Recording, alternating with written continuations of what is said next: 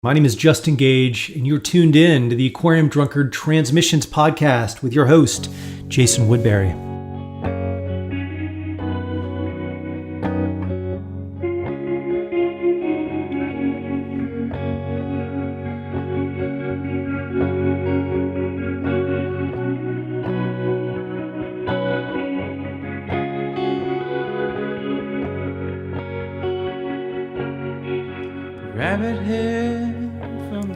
Welcome back. It's good to have you here with us once again. Our guest this week on the show is Al Riggs. They're an incredibly prolific singer-songwriter from Durham, and their new album is called I Got a Big Electric Fan to Keep Me Cool While I Sleep. Though they like to bounce around genre-wise, this one is rooted in country rock traditions. It was recorded in quarantine and features contributions from cosmic pedal steel guitarist Chuck Johnson, as well as James Wilson of the Paisley Fields and Patrick Haggerty of Lavender Country, among others. It was inspired by artists like John Prine and traditional music, and it's dedicated to, let's quote Al here, the queers who strive for their own version of home. Al joined me to discuss the new record and their work, and it was a really fun talk. We, of course, have to touch on some Twin Peaks stuff. Before we get into it, though, Transmissions is brought to you by our patrons. Head over and check out Aquarium Drunkard on Patreon. You can find me on social media. Drop me a line. Let me know what you think of the show. I always love hearing from you valued listeners. You can find my contact info at Aquarium Drunkard as well, along with all of our great writing, mixtapes, interviews, features, and more. If you dig the podcast, remember you can leave a rating or a review wherever you listen, or just share the show. Send your link to your favorite episodes with your pals, that sort of thing. Okay, here's my talk with Al. We'll speak more on the other side. Thanks for tuning in to Transmissions. Yeah, we both got the time. Hey Al, it's so great to have you here on Transmissions. We've been talking about doing this forever, so I'm glad it's happening now. Yeah, same here. I don't know how we initially found each other on Twitter. I guess through like mutual music friends or whatever. But I just started goofing on people's tweets, and I think that's how we initially met. Do you remember if you goofed on one of my tweets or probably? I cast a wide goof net. Goof net. But yeah, no. So one of the things that we were sort of when we were going back and forth, I think we talked a little bit about Twin Peaks, and before we get into your great new record, which I'm really excited to discuss, you slandered Albert from Twin Peaks on Twitter, and I figure that's where we have to start. So. Just so I have a better understanding, what do you dislike about Albert specifically? I need to remind myself of Albert. Albert is the one he's the second FBI agent that comes in that that wants to do the autopsy. Right. So he's part of the Blue Rose task team with with Gordon Cole and David Bowie's character and Kyle MacLachlan eventually. But anyway. I think what I don't like about Albert is how he doesn't seem to, and maybe this is kind of the point of the character, he doesn't seem to gel with the rest of the cast, and there's some points where it just seems like David Lynch kind of poking fun at the idea of someone not fitting in or not gelling with the rest of the town, like someone trying to be cartoonishly or comically antagonistic. Sure. I like that I like a lot of people on the show that he's good at his job. But I don't know. Albert just rubs me the wrong way. I'd probably punch him in the face too.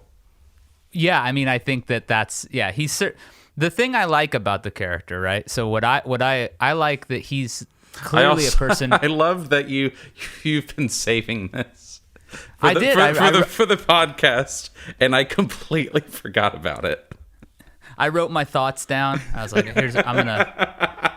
we're gonna get this sorted out. No, I didn't really write my thoughts down, but I have been thinking about it.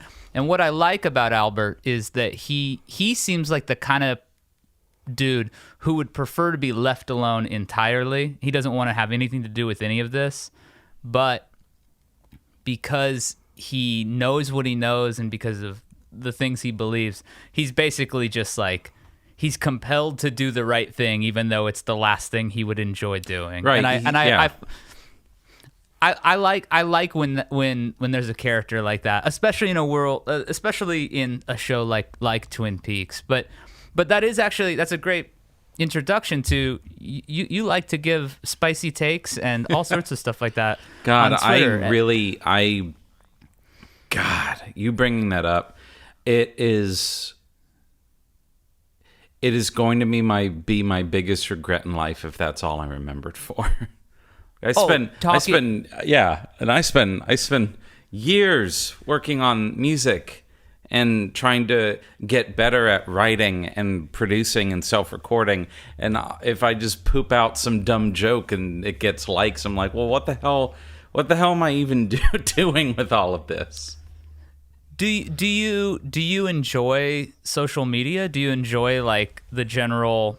Nobody enjoys social media at all. But I like the connection. I like the way that it helps people like me who are usually kind of terrified of meeting new people. It kind of cuts out a lot of the bullshit and a lot of the pretense of the "hi, how are you" sort of thing. At the same time, though, it is very easy for some people to fall into creating a character for themselves, whether or not they know they are. It's very easy for people to fall on that and kind of have to stick with that even when things change, if that makes any sense. Like, there's some people online, some podcasters that I won't name, but are just like really fucking irritating and annoying. And I think the reason that they're annoying is their entire brand is being emotionally aloof and super ironic and detached. And the funny thing about this, and this happened to me very recently on Twitter, the funny thing about this is when you call them detached, they will immediately say that they're not and just start ragging on you and bringing their followers into the mix and everything. I'm not detached. I'm 100% sincere. And then they just like go back to like saying how like, I don't know, I'm trying to make up like a super edgy, ironic joke. Like Kramer from Seinfeld is responsible for apartheid or something like that.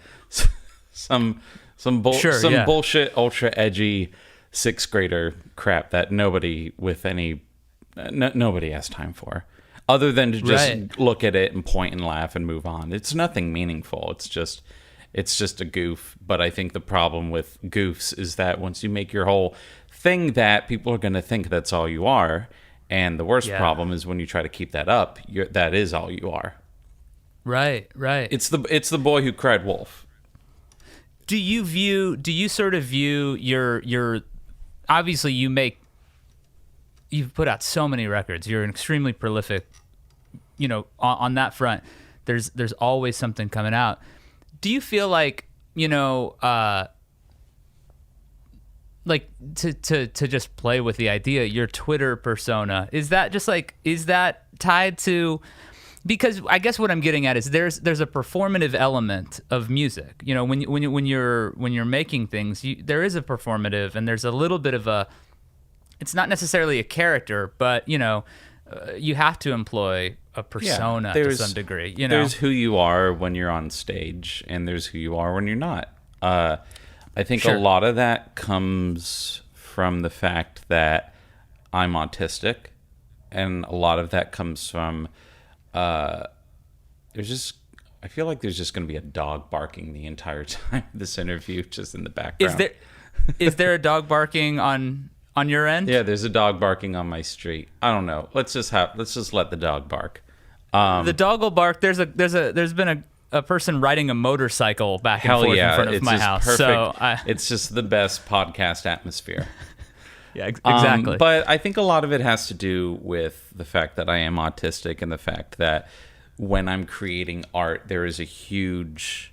when I'm creating art, Jesus Christ. When I'm making music and when I'm performing, there is a huge output of emotion and a huge exhumation of energy. And it's just an immediate retreat. Like on tour, that's how, a few years ago, that's how I was. I was loud and I was running around on stage and I was, making jokes and I'm a goofster and this is my onstage persona. And then immediately after I'm done, I just want to throw all of the shit in the van and I just want to be left alone. And I just want to be on my phone or read or hang out in the green room because I'm fucking tired. And I'm emotionally exhausted, and I don't really want to deal with any of that right now. So yeah, I think there is kind of an aspect to... There's kind of an aspect of being on social media that involves that performative nature, because we've all been told that this is how we get people to pay attention to our art. The double-edged sword there is... You absolutely cannot 100% guarantee who is going to pay attention to what you're doing and what they're going to pay attention to. So you either just ruin your entire life on Twitter or you just don't interact with it at all, and whatever happens, happens. You can't force anyone to do anything. Sure. Despite what many people have told me. People have told me regarding marketing and promotion. You cannot force anyone to engage with your shit, which is why when brands try to be on Twitter and make jokes, that's why people immediately recognize it as pandering and promotion. Like, oh, this is just like, oh, a meme is over because a brand automatically tweeted about it. Yeah, absolutely. People can spot fakeness from a mile away. There's nothing about what you do that feels fake, even like, whether you're tweeting or your record. And your record is called "I Got a Big Electric Fan to Keep Me Cool While I Sleep." I'm curious. You put so much work out, and your Bandcamp page. There's a lot to take in. There's a lot that isn't available to people anymore because I had a nervous breakdown one night and just decided. There's so much on here, people aren't going to pay attention to the new shit, or people aren't even going to go back to this old shit. So I'm just going to get rid of 80% of it. But now it's starting to get crowded again. Well, I wonder, how did the recording of this album, I mean, obviously the pandemic is a part of it, but were there approaches and how did the recording of this album differ from some of the other stuff that you've been a part of? I spent the first chunk of quarantine spending a lot of unemployment money trying to upgrade my studio and actually create a studio.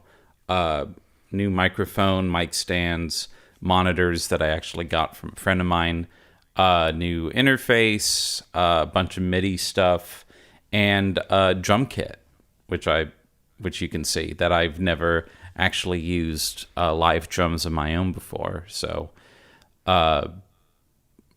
experimenting with that and creating new sounds with an improved studio lent itself to trying to get the sounds in my head out there a little bit easier than I would with GarageBand loops.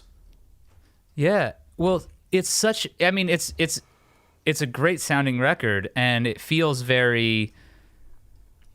expansive, and it feels like some you're exploring some new territory. I mean, there are some great guests on it, but just in terms of your voice sounds wonderful on this album. The songs are really I worry about that. I was very nervous about how my voice sounded on this record. Well, just because it was so upfront, what was some of the source of some of that nervousness? I mean, I don't think it was warranted, but I also want to respect No, that's a good question. I mean, I'm non-binary, and I have a weird relationship with my with everything having to do with gender, with everything having to do with my voice. I have a naturally very deep voice. And fighting with that, and also fighting with that emotionally and mentally, while understanding that I'm also a songwriter all the time, I have a hard time understanding what my actual voice is when I'm singing. Sometimes when I sing during the recording session, I think it's great, and then I play it back, and I just want to throw my microphone in the toilet because I never like how my voice sounds, and I don't think that's going to go away anytime soon. It's nothing that anyone said. It's nothing that anyone has done. It's just how I'm built, and it's never going to go away. When you know, the thing that is so,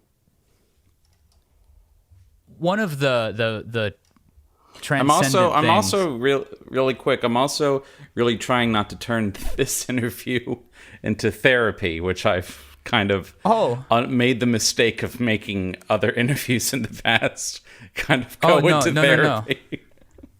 Well, I certainly wouldn't be qualified to help, first and foremost. So I'd be doing you a great disservice. But but no, I one of the things that the thing that happens with music, or can happen at least, is you get completely out of your head, and you're not in the process, you know. It's less about thinking, and it's more about just what's happening. And I wonder, does that happen for you too? I mean, is that, you know, when you're in it, is there that analytical thing? Can you put that on pause and focus on just having it, you know, come out or whatever? So I set out to make a country record, and I think the record is definitely very country leaning. But the reason why I wanted to make a country record is because I've been so obsessed in the past not to A, copy myself, and B, copy other people. And then I just had this little mini epiphany that's like, well, no one owns chord progressions. Not really. No one owns the combination of these notes. There are, of course, variations, but there are only 12 notes. There's only so much you can do before you just repeat C, A minor, F, G over and over again. And it was freeing in a way, because it allowed me to, for the first time, make an album that focused more on the performance than the writing. The writing came very naturally, but the performance didn't. A lot of songs were bounced over to my husband, who has been really great during the pandemic, just trying to get me to try not to strain myself better. You know what I mean? Like, my voice can kind of be pushed a little too hard, and that kind of, some notes are longer, some notes are shorter. I don't really know what I'm talking about there, but like, but it was more important for this thing to feel good rather than quote unquote sound good. So I wasn't concerned about things sounding too original, if that makes any sense. Like, country music is very, and this isn't an insult at all, the country music is very simple, and it's got very simple framing around it. And the beautiful thing about why there are so many different distinct voices in country is how they use those framings to create something personal. inside. Right, you've got the framework, Yeah. which exists in a sort of in the lineage of a tradition, which isn't to say you can't make surprising choices or no, that not you at don't. all. You can make all sorts of choices, but like was country something that you interacted with growing up? No, or that you came later to it? I came much later to country. Growing up, 90s kids remember. Country on the radio was kind of going through a weird renaissance during the 90s. Yeah, absolutely. This sort of weird, the creation of the monster that we have right now of pop country. My mom, I always remember my mom playing, oh God, what's her name? And I'm the only one. Like, who sings that song? That's Jesus. And I'm the only walk across the fire for you. I'm the only and only in your. I gotta look it up. Jesus Christ, why can I not? Wait, is that Melissa Etheridge? Yes, Jesus. Okay. Oh my yeah. God, I love Melissa Etheridge. I just don't know, like, 5 names in my head just started hitting each other. I know exactly how that goes, and it happens every time I'm on the podcast. Every time we're doing a podcast, I'll be like, "Yeah, remember that one?" And then you just trail off. But so you heard sort of like Melissa Etheridge, obviously, sort of leaning in the country, but in another way, like had its almost. But yeah, like Melissa Etheridge was on the radio. Sheryl Crow was on the radio. Of course, Achy Breaky Heart was still getting played. Yeah, we know better now, but God, modern country these days is so fucking, pop country is so terrible, and that's a completely different discussion. But yeah, growing up, I was kind of averse to country music because I kind of all thought that it sounded the same, and that whole joke that we joke about online now. I listen to everything except rap and country. I mean, that was me because I was a white teenager who was very insular and only focused on like one kind of hard genre of music that I thought spoke to me. And what I thought spoke to me was shit like Good Charlotte and Simple Plan and just like all of these terrible pop punk and emo bands that upon reflection were like incredibly sexist and incredibly misogynist and just like only a tinge of racism in lyrics and videos and everything. I just grew up, and that feels a little mean to say because there are bands who sound like Good Charlotte and Simple Plan and pop punk who are clearly good people and make good music, but I grew up and I just started stealing music off the internet at such a violent clip that everything started to change. Like during the peak Pitchfork indie rock thing, like blog rock, I just like stole everything from torrents and mega upload and everything, just trying to find as much music to put on my iPod as possible. And stuff like Animal Collective and shit, why can't there's so many bands. Animal Collective, I think, was an important band for me growing up because they kind of even though they're a bunch of white guys, they kind of opened my eyes to, hey, here's a bunch of stuff that we were influenced by. Maybe you should go check that out. And that's how you find out. I mean, I was just thinking about that Panda Bear album, Person Pitch, where there was just like 100 artists or something thanked in the liner notes, and to me that at that moment I went through a similar thing as you, where it was like an expansion of just all these ideas, and there were so many things that you could embrace. And you've obviously you've been very, careful with your own stuff not to stick to one genre, or to only not to come up with a sort of so it must have felt a little bit more it must have felt very different to focus in on country. What was when did you start to turn towards country, and how did that sort of thing happen, where you began to find yourself drawn to the idea of utilizing those traditions for this record?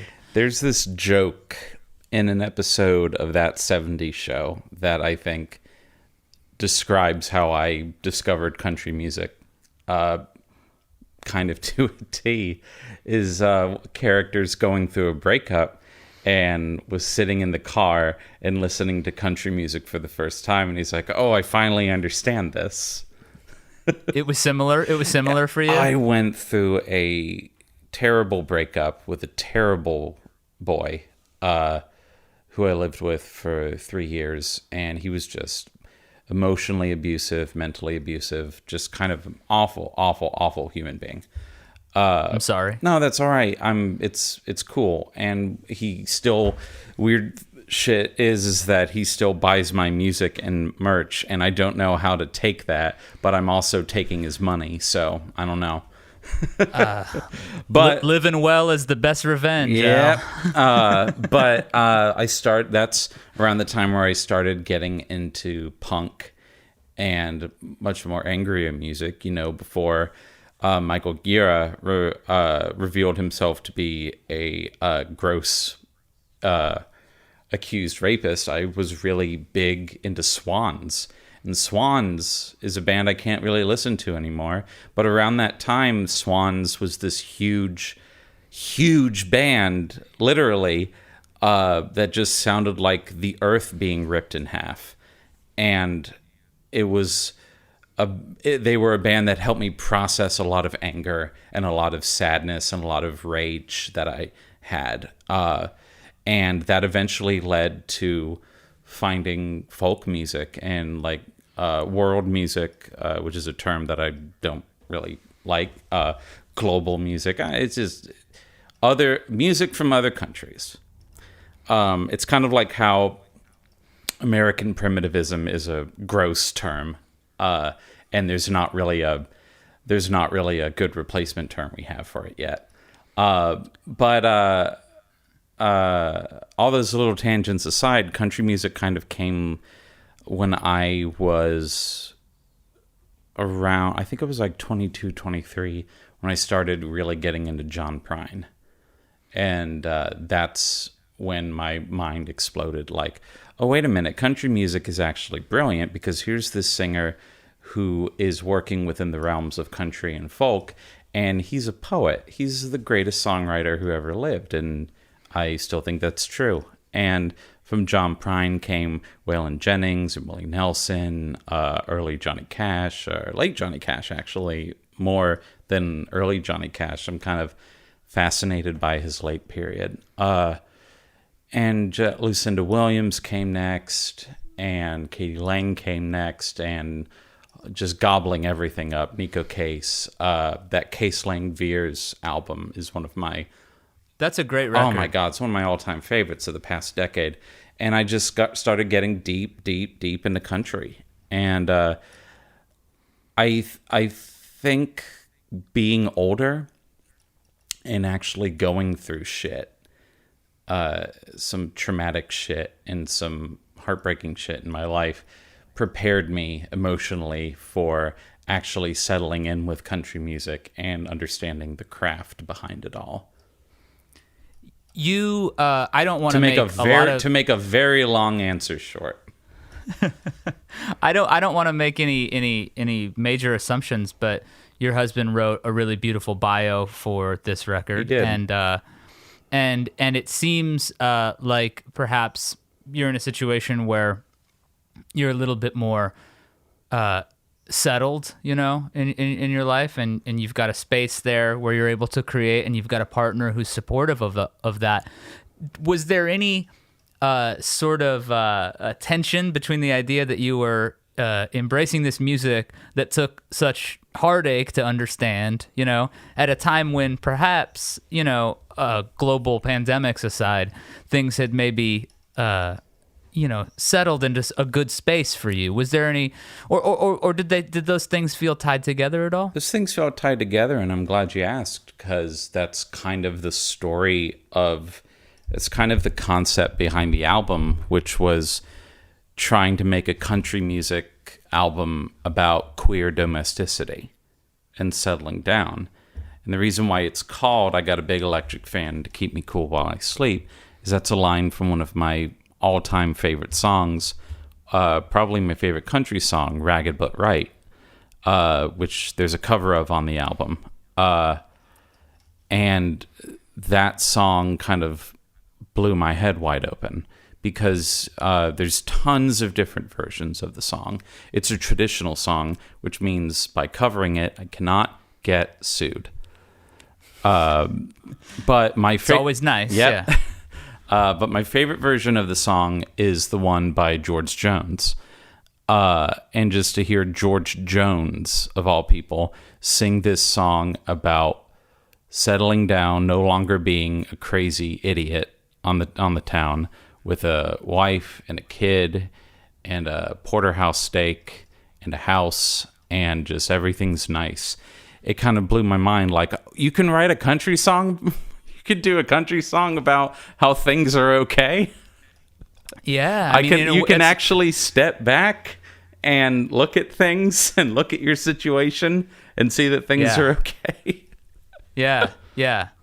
It's funny too, because Dylan, when he embraced country on Nashville Skyline, it was his ode to domesticity and to sort of like having spent a lot of time, in a pretty wild headspace, chilling out a little bit and being able to appreciate what had happened. So it's interesting that you were in a similar zone. You covered Ragged But Right on the album with Patrick Haggerty of Lavender Country and Paisley Fields.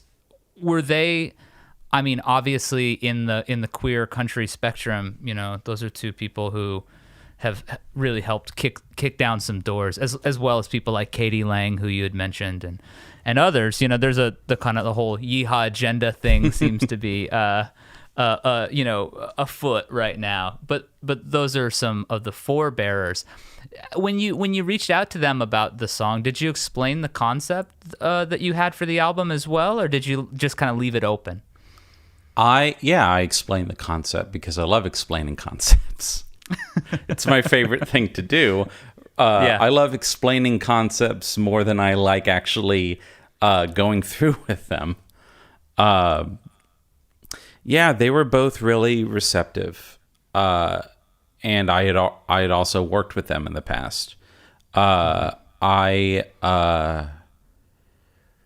3 years ago, maybe 2 years ago. Time doesn't really mean anything anymore. I'm gonna say 2 years ago. 2 years ago, I was approached by Patrick from Lavender Country.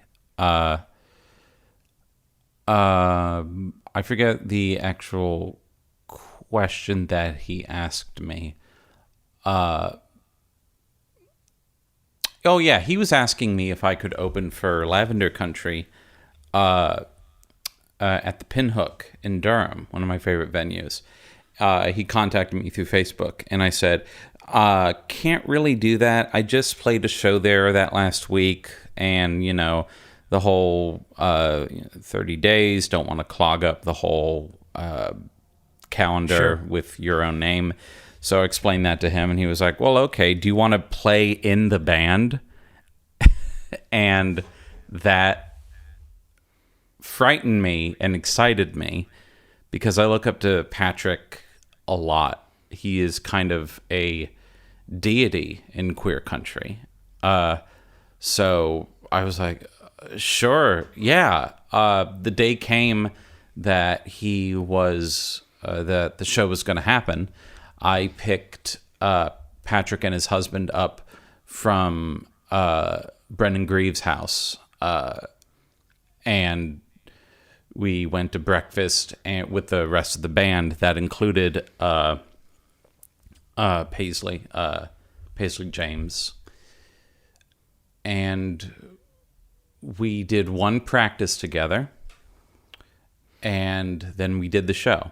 And one practice was all we needed because everyone just kind of fell into the songs very easily. These are all songs that there's a bunch of queer country lovers we know. Yeah. And the show was great. I don't know if you've seen a Lavender Country show, but it's more than just a concert. It's more than just a bunch of songs. It's the story of this dude's life and going through his entire history. So it's sad and it's emotional, but it's also, it turned into a punk show near the end where we did this huge, loud version of There's Power in a Union, and he's in the middle of the giant crowd in the Pinhook with the very long microphone, and we're just like slamming on stage. And I'd also played with Paisley when they came by again later that year. We played another show at the Pinhook, so I already knew them, and approaching them to do the song was it just felt like the right thing to do thematically, and it was easy to do. I didn't know they would say yes, but I knew that if they said yes, they would be easy to work with. And they both Patrick and Paisley sent me their takes very quickly, and I didn't have to edit either of them. Because I wanted it to sound, that specific song to sound raw and kind of punky and grungy, like it was in a tiny room. And yeah, I'm honored to have them on the album. I'm honored to have ever met them. And it's weird that they're on the album. It's weird that any of the people who are on the album that are not me are on the album, because these are all the guests on the album are people that I've listened to or have been friends with for years, and I'm just huge fans of everyone on it. What is that? Which camp does Chuck Johnson fall into? Who plays pedal steel on the record? God, I've loved Chuck's music for a long time now. Completely reinvented how I saw that instrument. I'm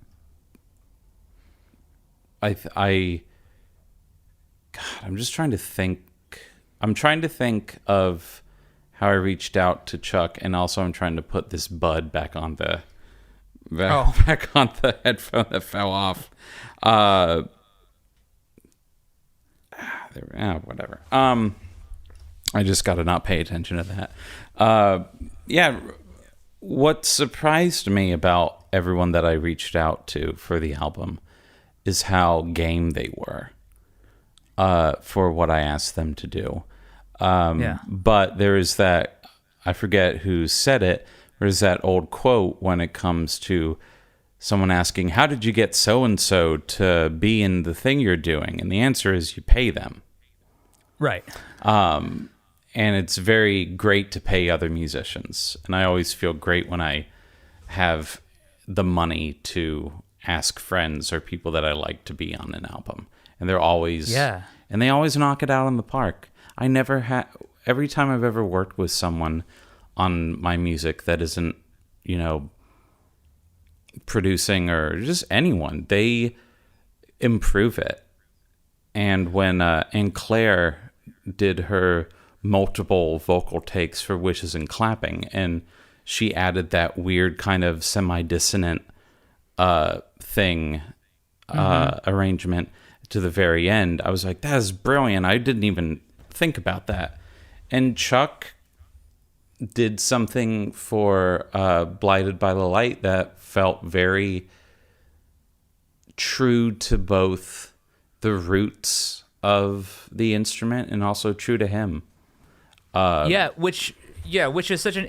I love that somebody, like, the instrument, of course, is thought about in tandem with country music most often. Yeah. I mean, that's not its only application, of course. Yeah. Certainly not throughout history. But, I love the idea that one of the things that everybody's doing on this record, including yourself, is playing with the ideas of country, sort of pushing them into other areas, taking, a little bit of using that tradition, but exploring a new path or a new side tributary, which is what Chuck's records do. On this record, did you spend, more time with this one than you did other records? Or did it come together pretty quickly? What was it like? Because you recorded it all during during lockdown, right? Yeah, I recorded so much stuff during the lockdown. Most of it's been put out by now, but I recorded 2 main Al Riggs albums during the lockdown. One of them is Big Electric Fan. I definitely did more takes than usual. And there are definitely songs that did not make it to the album, which never happens for me. I usually have a general idea of thematically what's going to be on the album, because I kind of write things weirdly. I start with song titles, and then I write the lyrics. I start with ideas, and I kind of arrange them like a track list, and kind of say, well, this one is going to sound like this, and it's going to be like this. It's going to be about this, and this has to come here, and this has to come there. And sometimes it changes, but most of the time I kind of approach every album like it's a concept album. Like, I pay very strict attention to flow, and whether something either goes on too long or there's not enough. I kind of worry with some of my shorter albums if they're too short. I tried to make this one under an hour. I tried to make this one under 50 minutes. I did a lot of editing, a lot of new mixing and mastering software that I didn't own before last year. So I spent a long time just trying to tweak and make things that looked good, sounded good. It was the most I'd ever worked on a record, and I still don't think it's done. But sure, I mean, is it hard for you to let go of stuff sometimes? I mean, I look at the amount that I've made and the amount that I've put out, and you could say to yourself, no, they absolutely have no problem letting go if they're just polluting their website. No. But when it comes to stuff like this that feels very personal and conceptual, it is very hard to determine how the story is going to sound to other people. And you always want it to sound good, and you always want to make sure your intentions are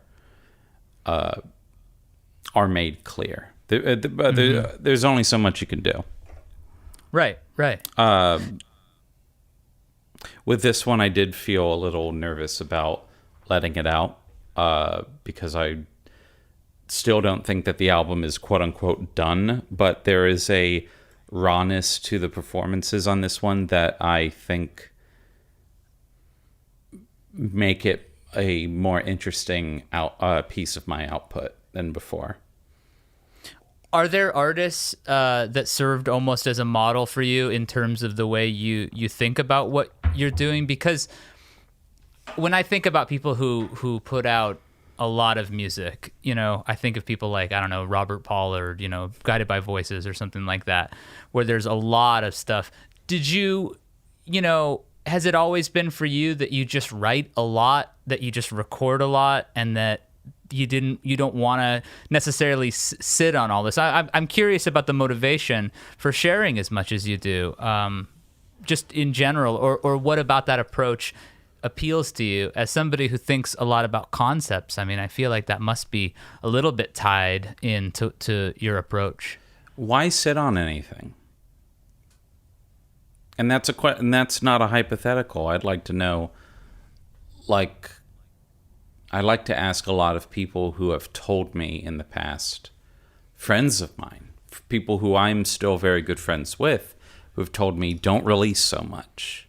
and don't put out so much, because you're gonna dilute the market. You're gonna dilute this whole thing that we've invented that is so arbitrary that it can change like that. It's bullshit. This art is meant to be shared, and art is meant for people to afford it and to see it. It's meant for everybody, and people who put limits on, you should only put this much out at a time, and try to structure it in a way that prioritizes engagement over enjoyment. Fuck those people. Right. Absolutely. Because I put things out and I make things because I enjoy making it, and I want to see if other people enjoy what I do. And I wish I had a deeper answer than that, but that's it. I like what I do, and it's something that I'm good at.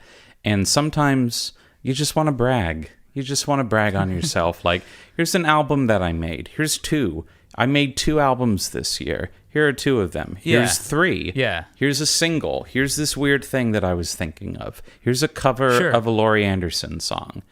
I want people to listen to my music. That seems selfish to some people. But I want to listen to other people's music too, and I want more of it. I want people to be hungry for other people's art. Yeah. I think that what you're talking about is fascinating, and it's interesting because it is, you're talking about something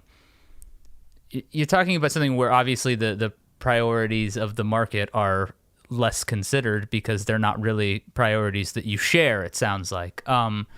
Do you feel like the general mindset in the quote unquote, let's say, independent music sphere, whatever that really means in 2021, I guess it's probably hard to say, but do you feel like the mindsets are rooted in maybe a time when you simply couldn't just put out as many records as you wanted? You had to jump through a lot of hoops, and you had to get somebody to press it, and you had to figure all of that stuff out. Do you feel like that old mindset is still lingering, maybe past its time? Of course, the old mindset is going to linger so long as the young mindset pays attention to it. You can apply that saying to that very clunky saying to anything, but that's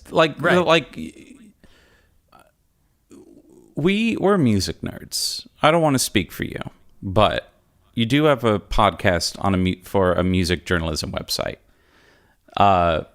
Is it safe to assume that you're a music nerd? It's safe to assume that. Yeah. We study things. We not only listen to music, but we study who made it. We study the lives of the people who made it and how it was released and what problems went into how it was released. And when you're younger and you're getting into something, you want that information by hook or by crook. You want to get as much of that information as possible. So you watch a lot of documentaries, and you watch a lot of footage of, you watch a lot of band documentaries of the Descendants or Fugazi and all of these punk bands from the hardcore era that seem to find a way around the problems that a lot of legacy artists had when it comes to releasing, because somehow they found a way to physically release a shit ton of music, and they did it whenever they wanted. Right. Because they found a way to make money off it just barely enough to keep making the next new thing, but the audiences were growing because they were releasing their shit cheaply and making their shit cheaply, but no one really cared how quote-unquote cheap it was because the product was good, because the album was good, because the single was good, because the shirt looks cool. And they just kept putting things out. And I think that the fear of not being relevant is biting a lot of people in the ass, because if you stop putting things out, then you're not going to be relevant. Sure. And then you can either hope that people will give a shit when you release an album 7 years from now. Right. And like I said earlier, there's no guarantee. There's no way to determine if people are going to be there because things change so much. The release patterns and platforms change so much that I think that it's foolish not to take advantage of what we already have and just create and put out as much as possible. I'm thinking about the stuff that you know that can be a little bit more reliable than internet. Yeah. An internet moment, and it makes me think about community. And you've already mentioned the pinhook there. What is your sense of the community there in North Carolina? And specifically after a year where a lot of the gathering rituals, i.e., live performances, have been basically pushed away. Do you feel pretty hopeful about things going into the new year? Or this, whatever, not that it's a new year, it's already, March. But I feel hopeful that people are getting vaccinated. I don't know what's going to happen after that, but I'm hopeful that more and more people are able to get vaccinated. I don't think we are going to get back to what things were before the virus for a few years from now. And even then, it might look completely different. But the community is very strong. Chapel Hill, Durham, Raleigh communities of arty weirdos, for the most part, have been very intelligent and very empathetic to the needs of others right now, to the artistic needs of others. And there are people who are doing a lot of great work to still put something on, to put some kind of show or event on within the boundaries of safety. And there's a need for that. There's a genuine want and there's a genuine need for that in the community. I've played more Zoom and streaming shows last year than I did actual shows the year before, because people want to listen to music and they want to see people perform, and especially with all where musically, performance-wise, a lot of us are out of a job. There are people whose entire income comes from performance that they've just that's a section of their income they're not going to get back until everything reopens. But again, tangents, I'm trying to focus on what you asked me. We take care of our own. And that feels a little vague to say. And that may sound a little sinister, depending on how you interpret it. But, everyone's been great. And everyone has been looking out for each other. There's like local Facebook groups of musicians and creative types that have also become free and trade groups. Like, what do you need? Especially towards the beginning of quarantine. What do you need? Do you need toilet paper? Do you need food? Can we send you some money just so that you can help with rent? Can we do this? Can we do that? There are so many funds and so many grants and everything locally that opened up during the early stages of the quarantine specifically for artists that I had not seen ever. It really opened my eyes to see how important, not to, get a big head about it or anything, but it meant a lot to see how important a lot of us, to varying degrees, how important we were to the infrastructure of these various communities.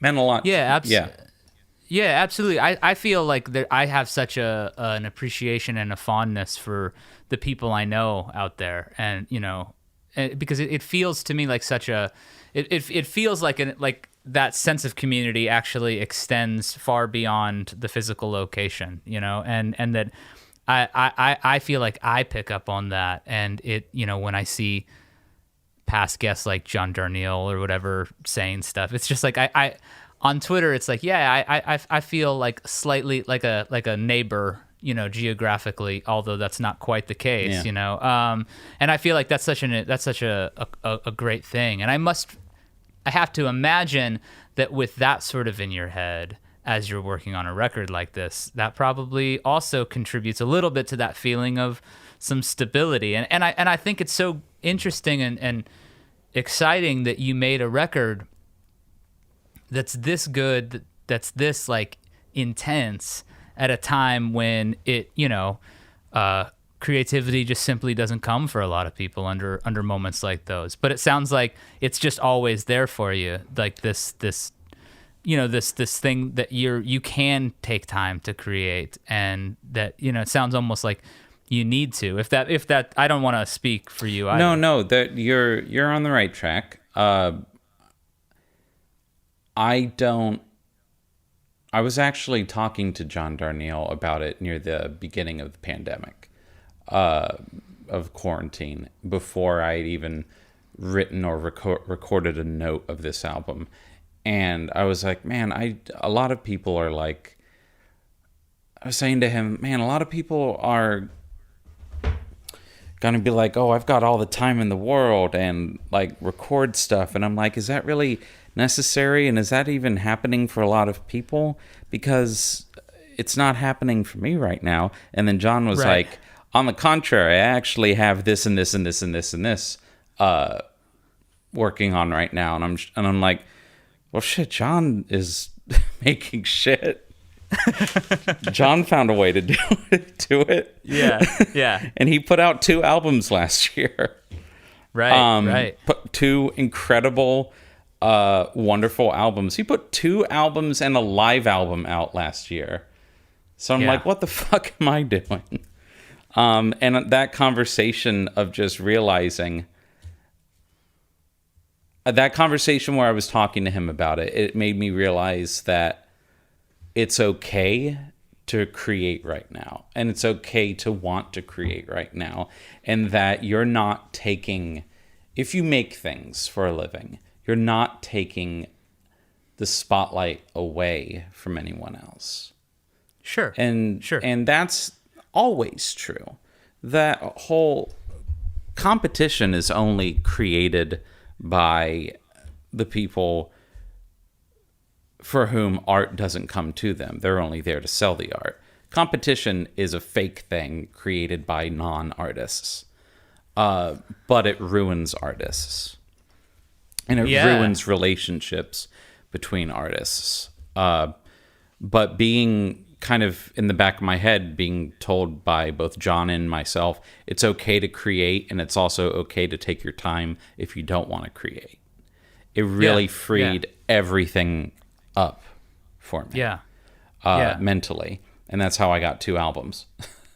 One of which I actually starting, just trying to get this mic stand. Yeah, no worries.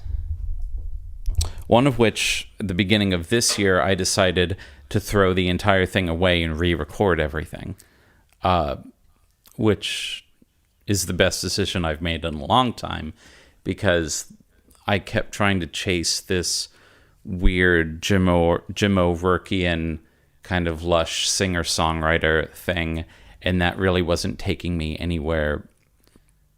Where it just, sometimes things just don't click, and sometimes things just don't work. So I threw everything away, and I started listening to a lot of Talk Talk and Blue Nile and Sade and all of this, quote unquote sophistopop. And which is a term, I love that stuff. So do I, and it's a term that I hate. But again, like American primitivism, it's like, I don't know what else to call this. So now the album's going to sound like the Blue Nile, and it's about dead people. So you've got a country record about domesticity and a sophistopop record about dead people. Yes. That's awesome. Yeah. I can't wait to hear that one. It sounds absolutely nothing like Big Electric Fan, and that's the goal. Yeah. Do you feel so? Is that something that you've already got finished up, or you're nearly finished? Or I had written these songs a long time ago. A few of them are actually from a recording session I did with Brad Cook a few years ago. Brad's great.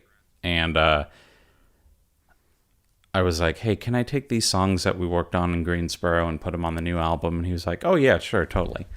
And his ideas and his spirit are all over the album in terms of how I'm approaching this. Again, performance first before anything else. But the album sounds like water. And I wanted to chase that. Yeah. So yeah, I'm excited to put it out. I have all of the art done before the album's even been announced, which is usually how I work. I'm excited to share that one. I'm always trying to, keep a few steps ahead of myself. Well, I appreciate you taking the time to talk about Big Electric Fan, which is a great record. We do have to, before we close this episode, though, I believe you have a lot of opinions on the Altman film Popeye. Okay, so here's the thing about Popeye. I need to hear the thing about Popeye, that's for sure. Here's the thing about Popeye. Popeye 1980, as I colloquially refer it to, just to make sure people know what I'm talking about. The film is a masterpiece because it has everything going for it and everything going against it at the same time. It is one of my favorite kinds of films, which is a huge fucking mess. Yeah. What are some other examples of that kind of film? Because it's also three sprang to mind. It's not just films. I just love a mess. Yeah. Because a mess implies a huge burst of imagination and thought, and whether or not it pays off. Sure. The effort was there. Like, you want to know what else is a mess? Fucking Lulu by Lou Reed and Metallica. That thing is a huge mess, and it's not even fun to listen to. But I have grown to appreciate it for what it is and what went into it. Me too. Like Trans by Neil Young is a mess, but it's my favorite Neil Young album. Sure. I mean, like you said, those are examples of an artist, an established artist who knows how to do a lot of things, choosing to do something that they don't necessarily know how to do, or just don't do usually. Or they're gonna try something. So as far as Popeye goes, did you watch Popeye when you were a kid? And my mom says I watched Popeye when I was a kid, and I just don't remember it. But yeah, I fell in love with the film when I started to really get into Robert Altman about 5 or 6 years ago, and I was like, oh, wait a minute, he did Popeye. Let me put that on, and it's a laundry list of some of the most talented people who have ever worked. And some of the most well-known people. You've got Robert Altman directing. You've got Jules Feiffer writing a script. It's produced by Robert Evans, and it's got Disney and Paramount money behind it. You've got Robin Williams and Shelley Duvall, and you've got songs by Harry Nilsson and music and orchestrations by Van Dyke Parks. And it's everything perfect on paper. And then the second they hit record, everything goes south. There's a huge storm. Nobody's happy. Robin Williams has to have his eye taped shut because he's fucking Popeye. He's got these huge just slabs of prosthetics arm thing? that look like dog shit. And he punches a squid into space, amongst other wonderful things that happen in that film. But the reason why it works is because it's one of the only live-action adaptations of a cartoon that understands that this is all supposed to be a cartoon. It has cartoon energy, it has cartoon logic and physics. There's a dude that gets punched through the roof and his head goes through the roof. Yeah. You've got a dude. It's chock full of circus actors. Robert Altman got like this family circus to just do a bunch of shtick. You've got a guy whose entire thing is running around trying to catch his hat that he's been kicking the entire time, and he can't grab his hat. I think what you're saying is that you love the energy of it. You love the enthusiasm. I love the enthusiasm. I love the enthusiasm of a mess, because what that means is that they're having fun, and you never. There's very rare occasions where you see a movie where the energy is fun and the ideas are just everywhere. And you know that it's that old adage where if a movie looks like it was a lot of fun to shoot, it was probably a fucking nightmare. And if it looked like a nightmare to shoot, then they were probably having a blast. Like David Lynch is the best at that, to bring things full circle. David Lynch is kind of perfect with that, where his movies and his shows look like they would be a nightmare to sit, just to mentally and emotionally sit with all of these ideas. And then you find out he's like the best director to work with. People love working with him. Mm-hmm. People like Naomi Watts. I know exactly what you're talking about. When I watched some of the bonus feature stuff from Mulholland Drive, and she was talking about a particularly difficult scene there on the couch and how she felt like Lynch was there with her, like just like helping her get through this stuff, like working with her in such a collaborative way. And I know exactly what you're talking about. Well, so the whole thing with, and I know we're running late, and you can cut all this shit out if you want, but like some of the best stuff, so we're having fun. I love it. We're riffing, we're goofing. We're goofing. We're goof trooping. There's that legendary review of Blue Velvet by Roger Ebert, where he is going off on how Isabella Rossellini is like mentally being put through hell, and she's having to do all of this degrading stuff, and it just I feel so bad for her. And then she comes out and like responds to him, and he's like, what are you talking about? It's great. Because and to be fair to Roger Ebert, there's very rarely directors and artists and specifically musicians that are fun to work with and that are good to work with. There are people who are good at their job, but like Albert, but they're a fucking pain in the ass, or they're abusive, or they're just creeps. And tying all this up, I just feel like it is so much easier to be sincere and kind at the risk of making quote-unquote subpar art than it is to be a dick and make a masterpiece. Because I want to keep working with people. And I want to keep hanging around with people. And I want to keep talking with people. And competition, again, kind of ruins a lot of that. I had someone I considered to be a friend. I was talking about the weird competitive air that the local music scenes foisted and kind of fostered in a lot of people. And it got to me. And it got to me about this other person because they were a queer songwriter. And I had that jealousy and that competition. Like, why are they paying attention to him when they could be paying attention to me?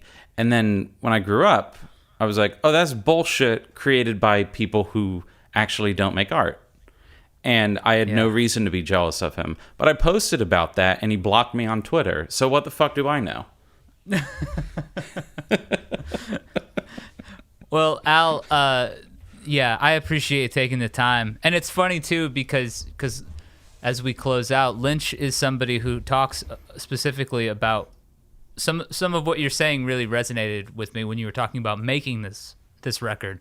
Because what he's talked about in a lot of the stuff I've read is that you can't really create when you're miserable. You can, of course, and people do, you know, but it's not the feeling of creating when you're not miserable. When you do realize that you can explore dark things and scary things even better when you've got some sort of, you know, footing. And you can compartmentalize.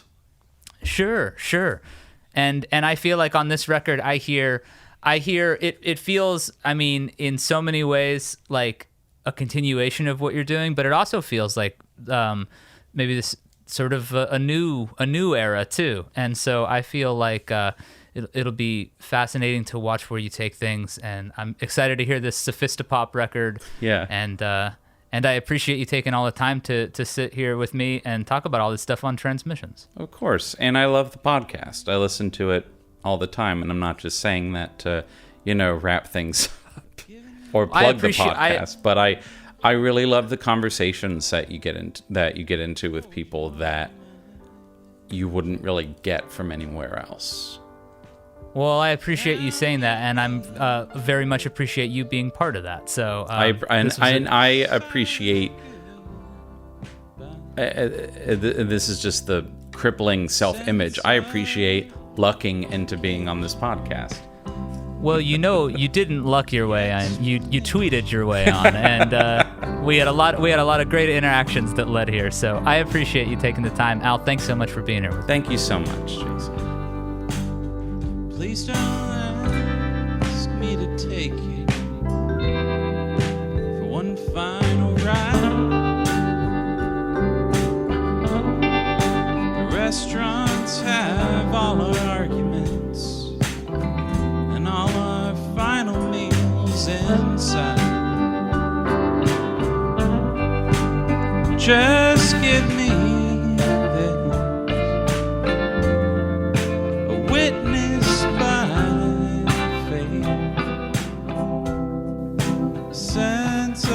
Al Riggs, check out I Got a Big Electric Fan to Keep Me Cool While I Sleep over on Bandcamp. I'm Jason Woodbury. I write, host, and produce Transmissions. Our audio is edited by Andrew Horton. Visuals and more by Sarah Goldstein and Jonathan Mark Walls. Our executive producer is Aquarium Drunkard founder Justin Gage. You hear him as our announcer at the top of the show as well. We'll be back next Wednesday with something very special, an archival phone call with New Age composer and human ray of light, the late Joanna Brooke. I spoke with her in 2016, and you can read the interview right now on Aquarium Drunkard, but next week we're going to revisit that phone call. It was a really special one for me, and although the audio isn't quite as nice as we like to have it on the show these days, I think it's a pretty special conversation that people will enjoy hearing. So stay safe, and we will speak soon. Find us over at Aquarium Drunkard, and be sure to hit up the Patreon to help us keep doing this weird independent project. We appreciate your patronage and your listening very much. Explain.